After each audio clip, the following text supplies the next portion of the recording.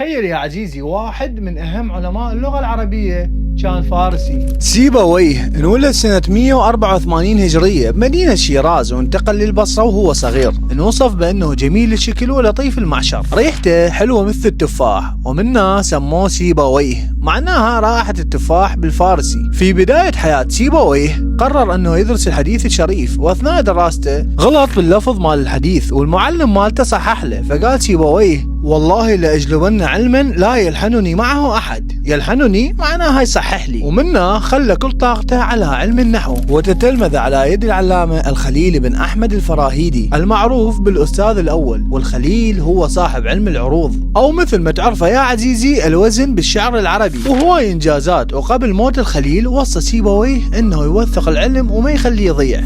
ويا عزيزي بطلنا انطلق للبادية حتى يشوف العرب الأقحاح ويتعلم منهم شغلتين: اللفظ والنحو.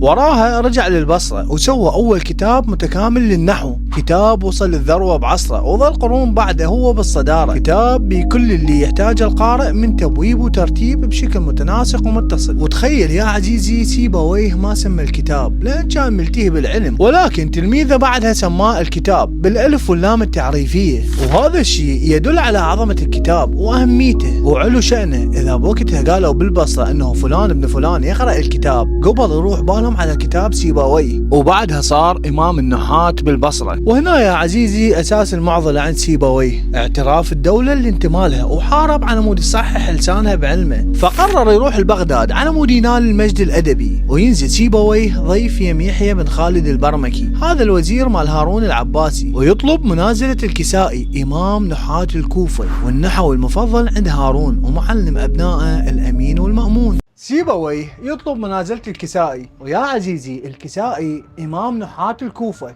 ومو بس هيك، هارون وياه والبلاط كله يدعمه. يعني حتى لو سيبويه أحسن واحد بالنحو ما راح يقدر يغلبه. سيبويه كان مصمم على المناظرة لأنه واثق بعلمه اللي ورثه وطوره عن الخليل بن أحمد. وتبدي المناظرة وسط حشود كبيرة والحماس تقول كلاسيكو بين عالم غزير الإنتاج ومتواضع وعالم ثاني مشهور ويحظى بكل الدعم. ويبدي الكسائي ويقول لسيبويه: تحب تسألني لو أسألك أني؟ سيبويه يقول له: اسأل أنت. ويسأل الكسائي. يقال: كنت أظن أن العقرب أشد لسعة من الزنبوري، فإذا هو هي أم فإذا هو إياها. مختصر مفيد يا عزيزي، هنا سيبويه لازم يختار أحد الاختيارين: فإذا هو هي أو فإذا هو إياها. وهاي يا عزيزي تعرف بالمسألة الزنبورية. نكمل.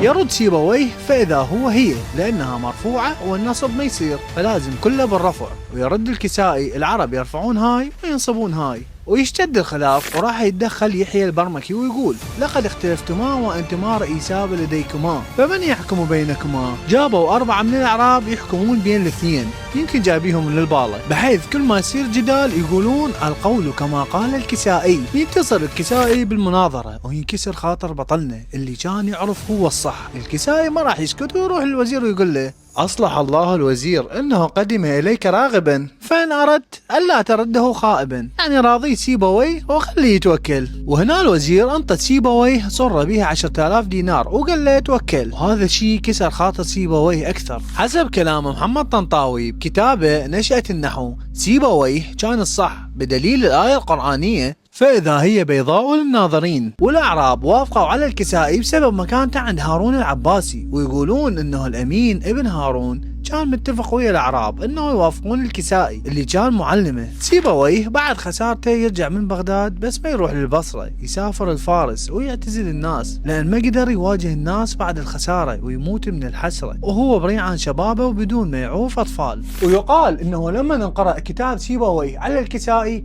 انبهر وقال: هذا الحرف لم أسمعه من قبل فاكتبه لي. ووهب القارئ مالته 70 دينار. صراحة ما أعرف كانوا يسوون.